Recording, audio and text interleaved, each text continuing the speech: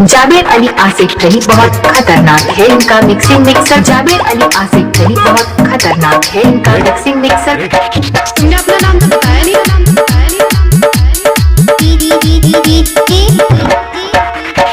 आसिफ बाबू भाई के गांव तेरा खुर्द जिला बाराबंकी बिहार मिक्सिंग मास्टर। आसिफ बाबू भाई के गांव तेरा खुर्द जिला बाराबंकी बिहार मिक्सिंग मास्टर।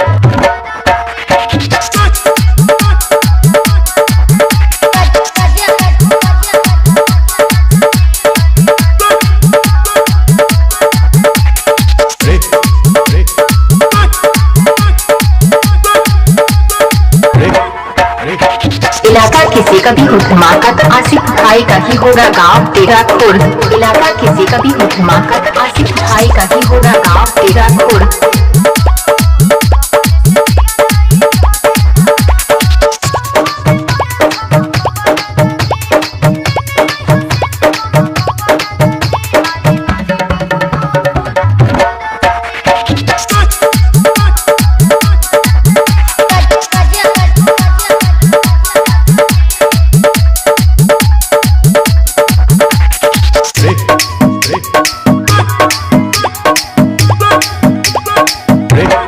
रेहान आसिफ तुम्हारा मोबाइल नंबर।